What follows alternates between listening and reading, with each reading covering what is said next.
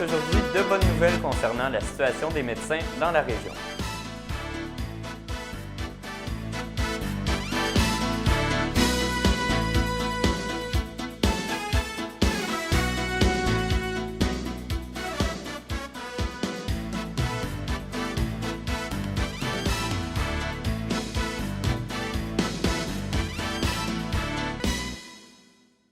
Bonjour tout le monde, donc comme hier et avant-hier, c'est encore moi Xavier qui va faire les nouvelles pour aujourd'hui.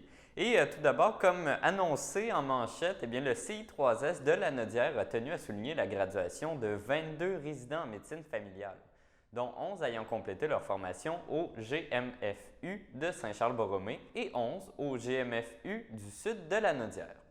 Rappelons l'importance de la formation en région des médecins de famille pour assurer la relève, nous indique M. Daniel Gastonguay, président-directeur général, ainsi que la Dr Émise Martel et Mme Louise Rondeau, de l'équipe de direction de l'enseignement universitaire et de la recherche du CI3S.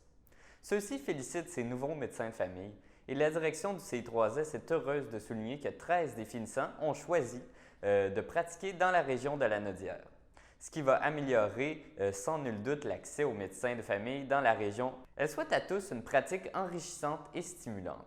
À ce sujet, CTRB a obtenu des premières réactions de la mairesse de Berthierville, Mme Suzanne Nantel, concernant l'arrivée de nouveaux médecins dans Lanaudière. On se rappelle que le docteur Jacques Dessureau quittera sa pratique à la fin de 2020 et qu'il restera un seul médecin à Berthierville pour desservir la population des îles et de Berthier. Mme Nantel a confirmé à CTRB qu'une rencontre est prévue prochainement avec le CI3S et les maires du pôle Berthier. La date de cette rencontre n'est pas connue pour le moment, malheureusement. Ce dossier est cependant prioritaire. La pénurie de médecins de famille en sol berthelais demeure une préoccupation majeure dans le milieu. Bref, c'est un dossier à suivre dans les prochaines semaines. Et suite à une demande visant un complément d'information relatif à ce dossier, le service des communications du CI3S précise que le lieu de pratique pour un médecin est un choix personnel. Le centre poursuit, la répartition des médecins sur le territoire est faite par la MRC et non par la municipalité spécifiquement. Plusieurs postes de médecins sont prévus pour chacune des MRC de Lanaudière, mais pas nécessairement dans chaque municipalité. Le choix de la municipalité dépend ensuite des possibilités cliniques existantes, nouvelles cliniques, etc. et surtout, comme mentionné précédemment, du choix du médecin. Le CI3S conclut que tous les médecins de Lanaudière respectant la procédure de prise en charge de nouveaux patients et le lien est fait avec le guichet d'accès aux médecins de famille, GAMF. Le Festival Lanaudière est très heureux de dévoiler son concert surprise du 9 août. C'est un récital exclusif du pianiste Charles-Richard Hamelin, capté au Musée d'art de Joliette. L'artiste interprétera les sonates pour piano numéro 13 et 14 de Ludwig van Beethoven, dont la célèbre sonate Au clair de lune et les 24 préludes de Chopin. Il nous affirme qu'il est très heureux de reprendre les concerts dans son patelin. Le Festival de Lanaudière est l'un des endroits dans le monde où j'ai vécu certains des plus beaux moments de ma carrière, nous dit-il. On écoute un extrait d'une entrevue accordée par M. Renaud Loranger, qui est coordonnateur du Festival Lanaudière, avec M. Hamelin. Charles, on a le grand bonheur de te retrouver au festival cette année dans une formule un peu différente là, de ce qu'on connaît, évidemment, mais tu vas être le premier, le seul de nos artistes à jouer un récital donc qu'on va diffuser qu'on diffuse le 9 août, un récital qui est capté au Musée d'art de Joliette, donc c'est pas un document d'archives, c'est quelque chose qui est vraiment fait spécialement pour l'édition virtuelle du festival. On est à quelques jours là, de cette captation-là, comment tu entrevois ça? Puis est-ce que, je ne sais pas, est-ce que c'est une expérience que tu as déjà faite ou est-ce que c'est complètement nouveau? Ah, c'est complètement nouveau. Puis cet événement-là, pour moi, c'est plein de choses en même temps. C'est mon premier concert public depuis début mars, là. Donc, ça va faire 5 mois. Je pense même que c'était 3 mars. Ça se peut, mon dernier concert, 3 ou 4. Là. Fait que oui, puis de faire ça à Joliette, où j'ai grandi. Bon, il risque de ne pas avoir grand monde dans la salle, surtout des micros, des caméras, mais mon père, lui, habite peut-être à 5-10 minutes à pied du musée. Donc, je pense qu'il va pouvoir probablement être au fond de la salle, caché quelque part, là, en sécurité, mais ça va être spécial de retrouver un peu cette relation-là avec le public. Bon, pas de la même façon, évidemment, mais non seulement avec le public, mais aussi avec l'art de jouer, hein, de performer, parce que c'est plus... c'est comme un muscle un peu. Hein. Ça, c'est quand on fait des tournées, puis on n'arrête pas de jouer, comme j'ai quasiment pas arrêté de jouer depuis 5 ans, ce muscle-là, il est assez... il est en forme. Là, ça va être spécial d'avoir à me recrinquer là-dedans. C'est ça que je fais là, depuis quelques jours, quelques semaines, là, pour ma préparation. Pour moi, j'anticipe, OK, là, je peux pas arrêter puis corriger le tir comme je fais depuis 5 mois chez nous. Là. C'est vraiment, là, on se lance, puis sans avoir un peu le feeling du public qui est là et qui écoute. J'imagine que ça se rapproche plus de la session studio, mais même en studio d'enregistrement, si ça se passe moins bien, on peut revenir. Fait que c'est ça, c'est un petit peu une tension qui est nouvelle pour moi. Là, je sais qu'il y a déjà plein d'artistes qui sont des habitués du live stream depuis le début du COVID, mais moi, j'en ai profité un peu plus pour venir à la base, me questionner, faire un peu le point sur ma vie, ma carrière, puis ma relation avec la musique. Puis j'ai découvert que j'aime autant ça qu'avant, que même si on enlève tout le crémage autour avec les voyages, les concerts, puis tout, que ça reste moi, puis le piano, puis le répertoire, puis d'avoir justement beaucoup de temps pour l'approfondir, ce que j'avais pas beaucoup quand même. Il fallait que j'apprenne le répertoire assez vite. Je suis très efficace avec mon temps. Maintenant, je peux vraiment prendre mon temps, puis ça, j'apprécie. C'est quand même une des choses que j'ai appréciées là, depuis quelques mois. Puis c'est ça. Donc, j'ai très hâte de recommencer être là. Puis là, en fait, ces temps-ci, ça commence à rentrer de plus en plus quelques opportunités là, pour l'année prochaine. Nous, les artistes, on a tout perdu. Puis là, ça recommence, les agents travaillent à trouver des choses. On ne sait pas si ces dates-là vont rester, mais ça donne un peu d'espoir, d'optimisme. Puis ça m'encourage là, à travailler fort. Ouais. C'est une bonne nouvelle que tu conclues déjà que ta relation avec l'instrument et avec la musique est intacte ou enfin voilà, que ton enthousiasme n'est pas entamé par les C'est ça, qu'est-ce que je voulais dire un peu par ça, c'est que des fois, avec le stress et avec les voyages, des fois, ça devient un peu difficile la vie de. Pas que je vis le rêve là, de plein d'interprètes, c'est sûr, là, mais en même temps, c'est beaucoup de temps seul sur la route, beaucoup de programmes à travailler, beaucoup de pression. Je veux dire, il n'y a pas mort d'homme, mais personne ne veut vivre un blanc de mémoire ou une mauvaise nuit devant des milliers de personnes dans une grande salle avec un orchestre. Donc, il faut s'assurer d'être prêt tout le temps.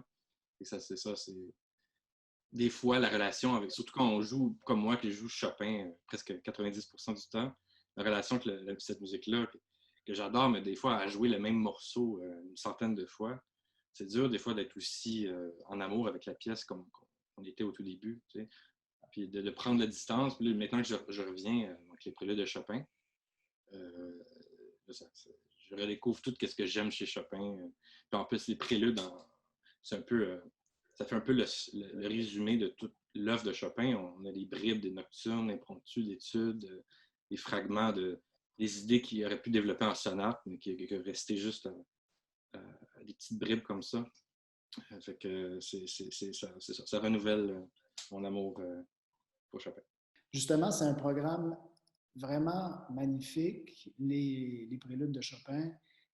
2 sonates de Beethoven, en fait, c'est très proche là, du programme qu'on avait élaboré là, pour le festival cet été en vrai. Donc, on est quand même dans Beethoven, un Beethoven, la période, on va dire, mitoyenne, là, tranquillement en bougeant vers un langage très, très romantique. Puis avec Chopin, on est dans le romantisme absolu. Comment ça se passe, ce processus-là, pour toi, de réflexion sur les programmes, de conception des programmes, de combinaison des œuvres ou des compositeurs même?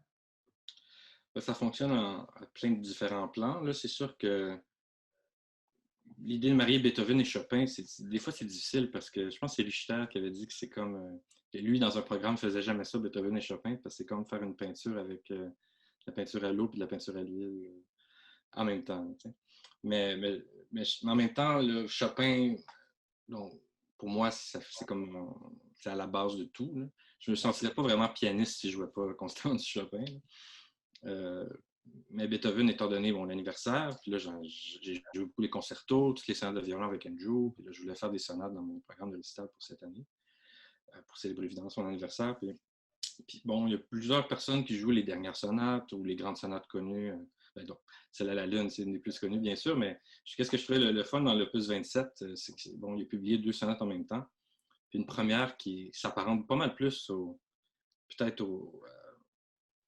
à Haydn encore, ou peut-être qui encore fait partie un peu de l'avant, puis la deuxième qui regarde en avant vers le futur. Je trouve ça très bien en fait. Puis l'opus 27 numéro 1, mi bémol, c'est une des moins jouées.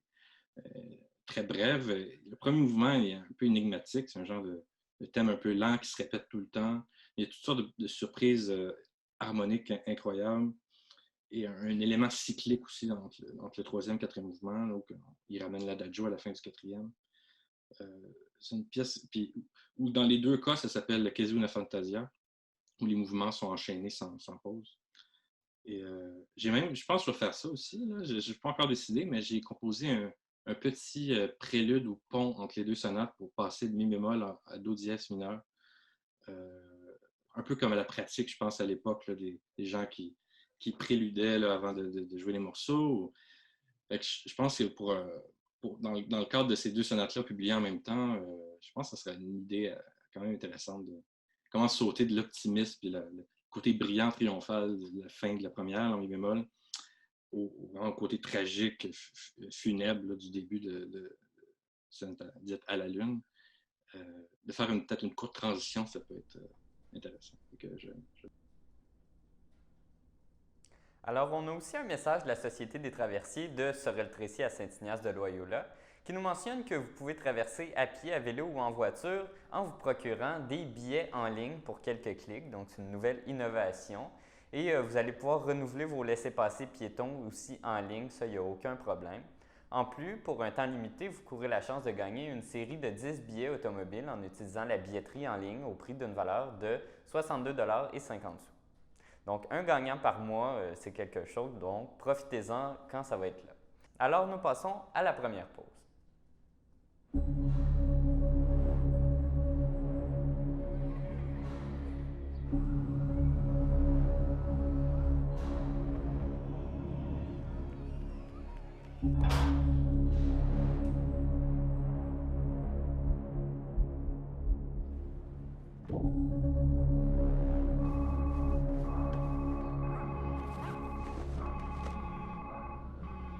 Portez le masque. Gardez vos distances. Le samedi matin, dès 9h30, nos téléspectateurs sont invités au Super Bingo télévisé diffusé de nos studios de Berthierville. Depuis maintenant une vingtaine d'années, plusieurs adeptes de la télévision régionale se sont partagés un montant de 600 $ disponible chaque semaine lors de cette joute de bingo télévisé. Un animateur et 3 bénévoles se succèdent à la caméra dans le but de vous faire passer une petite heure agréable et payante le samedi matin. On peut se procurer les cartes de jeu chez les dépositaires autorisés participants, c'est-à-dire à Berthierville, le dépanneur Formule 1 rue Gilles Villeneuve, le marché IGA Extra sur la rue Gabrielle Brissette, le marché Métro rue Notre-Dame, la pharmacie Proxime rue Frontenac, le garage Pétroté sur la rue Gilles Villeneuve et à Saint-Ignace de Loyola, le marché Aldo rang Saint-Michel, le dépanneur Le Magasin Esso sur le chemin de la Traverse. C'est un rendez-vous tous les samedis matins à 9h30 sur les ondes de CTRB, votre télévision régionale et communautaire.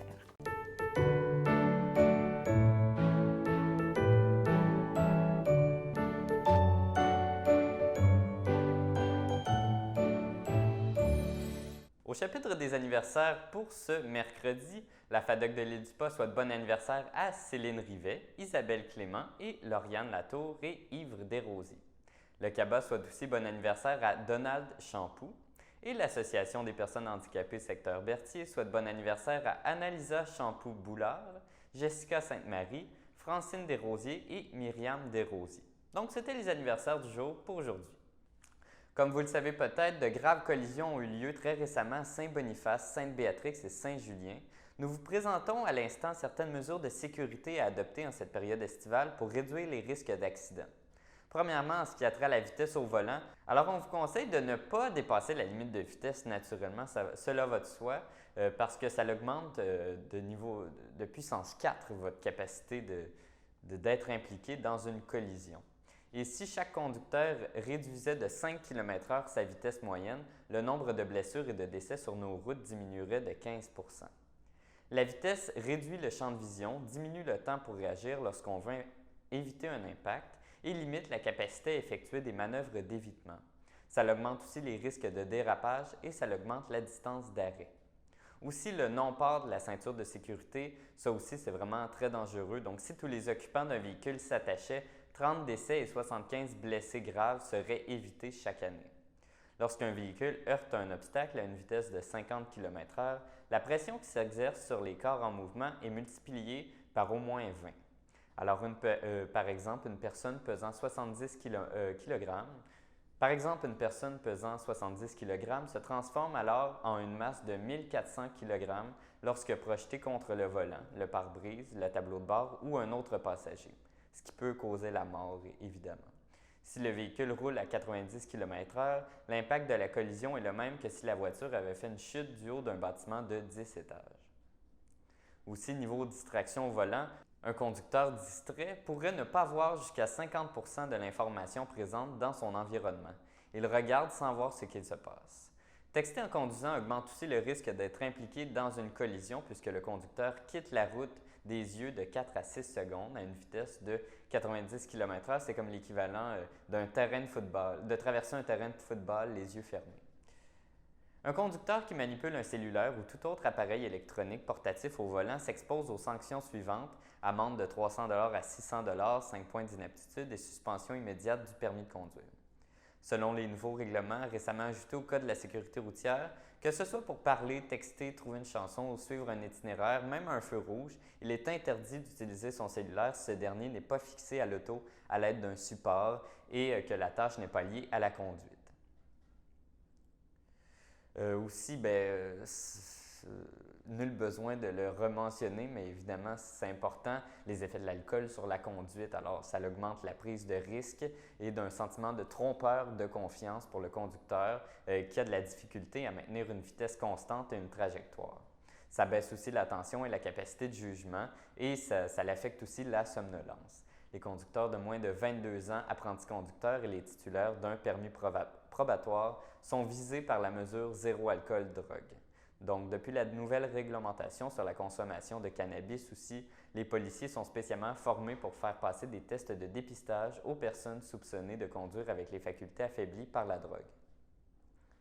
Je vous parlais hier que suivant les orientations de son plan Résiliar, le conseil de la municipalité régionale du comté de Dautraye a annoncé la sélection du projet présenté pour l'artiste Véronique Loup et on vous invite vraiment à suivre ça de près parce que dans les prochains jours, on va sûrement l'interviewer. Donc, restez vraiment à l'affût à ce sujet-là. Et maintenant, nous passons à la deuxième pause. La COVID-19 peut se transmettre d'une personne à une autre par les gouttelettes qui sont projetées lorsqu'une personne infectée parle, tousse ou éternue. Ces gouttelettes peuvent être projetées sur une distance de 2 mètres lorsqu'on ne porte pas le masque ou qu'on le porte mal. Si on porte bien le masque afin de couvrir la bouche et le nez, il retient la majorité des gouttelettes. Ainsi, on diminue les risques de contamination dans les lieux publics comme les épiceries, les transports collectifs et les commerces. Comme ça, on se protège et on protège aussi les autres.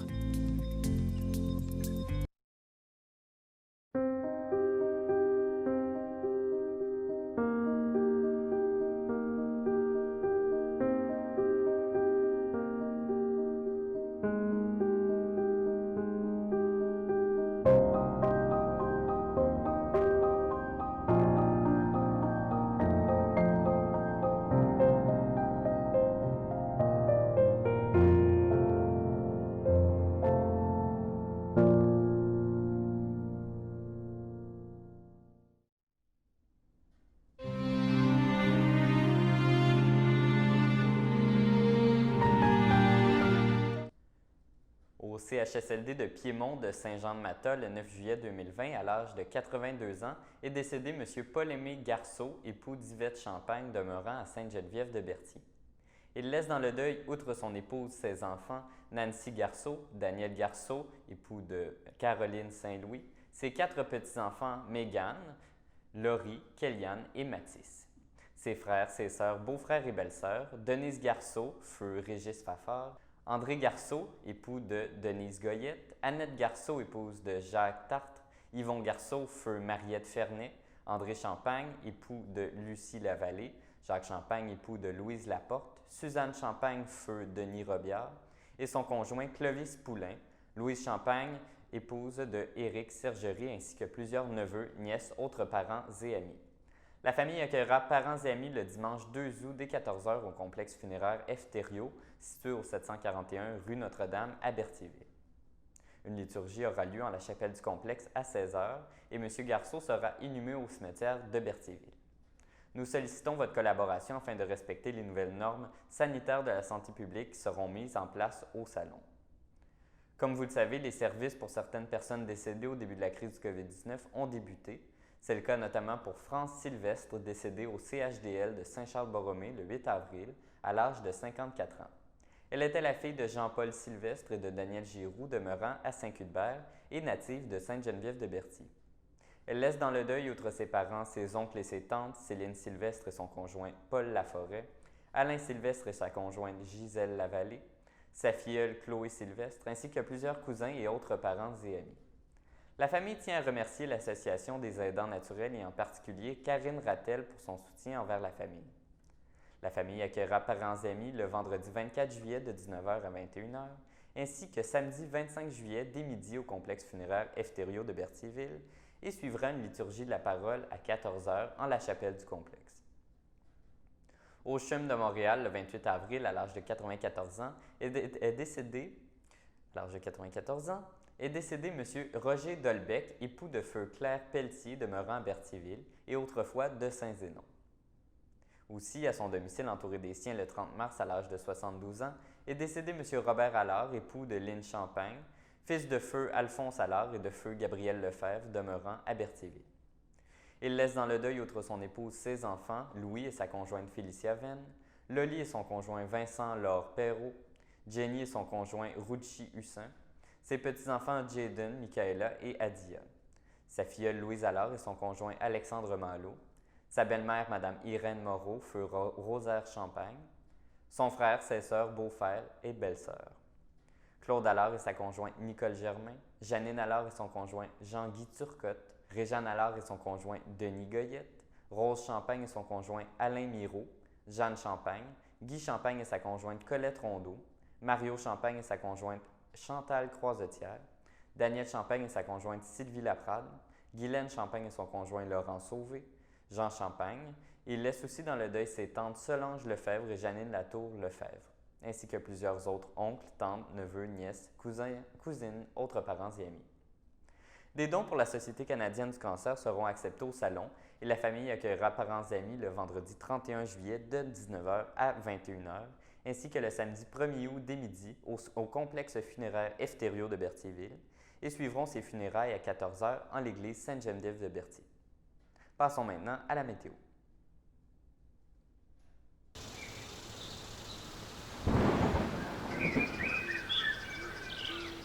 Bonjour, chers téléspectateurs et téléspectatrices de CTRB. C'est Célina qui vous parle en ce mercredi.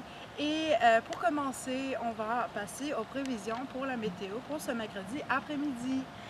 Et pour ce mercredi après-midi, il y aura des risques d'orage. Il y aura des risques d'orage fortes. Il fera 26 degrés avec un ressenti de 33. Ensuite, pour le mercredi soir, continuité, risque d'orage fort. Il fera 22 degrés avec un ressenti de 26. Pour le mardi nuit, il y aura des risques d'orage, mais ce ne sera pas aussi violent qu'en après-midi et sur le courant de la soirée. Ce sera un peu plus atténué, mais prenez vos précautions pareil. Il fera 18 degrés avec un ressenti de 18. On sera quand même généralement bien. Et pour le jeudi matin, possibilité d'orage. C'est pas des grosses probabilités qu'il y en ait, mais prenez quand même toujours vos précautions, le petit parapluie. Ne vous abritez pas trop à côté des places où il y a beaucoup d'arbres, parce qu'il annonce aussi des éclairs et tout.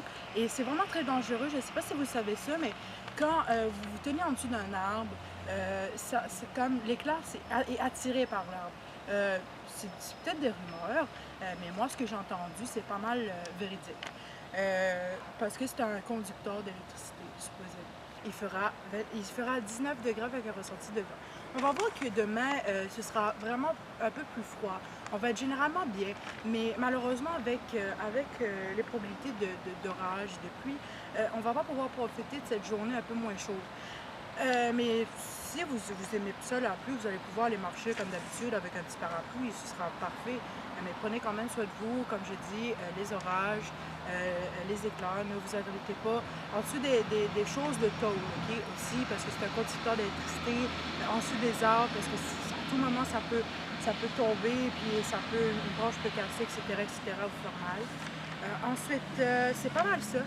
Maintenant, concernant l'air qui nous environne, pour la qualité de l'air, elle sera bonne.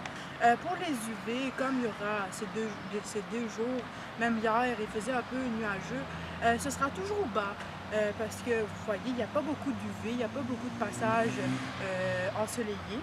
C'est pour ça qui fait que les UV sont atténués. Comme à son habitude, les mouches noires ne sont pas trop fatigantes, elles sont généralement faibles pour aujourd'hui et sur le courant de la semaine également, ça va être fait toujours. On fait toujours mention parce que des fois, c'est toujours les personnes, ils oublient ce qui se passe, est-ce qu'il y a du changement concernant les mouches noires. Mais cette fois-ci, il n'y aura vraiment pas de changement du sort au courant de la semaine, ça va être toujours faible. Même si vous pouvez remarquer, comme je dis, depuis qu'on a commencé l'été, les mouches noires sont généralement toujours faibles. Ils n'augmentent jamais vraiment. Et c'est pour ça que c'est pas quelque chose qui peut vous ennuyer ces temps-ci. Ensuite, mauvaise nouvelle, aujourd'hui, c'est modéré pour les mouches à chevreuil. Mais jeudi et jusqu'à dimanche, ils sont quand même pas mal élevés. Alors prenez vos précautions, comme on dit chaque fois, la petite lotion, la petite crème. C'était pas mal ça pour les prévisions pour ce mercredi après-midi et ce jeudi matin. Merci de m'avoir écouté, c'était Célina de CTRB et j'espère que ce que je vous ai raconté aujourd'hui était pertinent et que ça vous a aidé dans vos prévisions pour les 2 prochains jours. Merci beaucoup, bye bye! Alors, c'était votre bulletin de nouvelles pour aujourd'hui. J'espère que vous avez apprécié et nous serons de retour demain pour un prochain bulletin. Et d'ici là, portez-vous bien.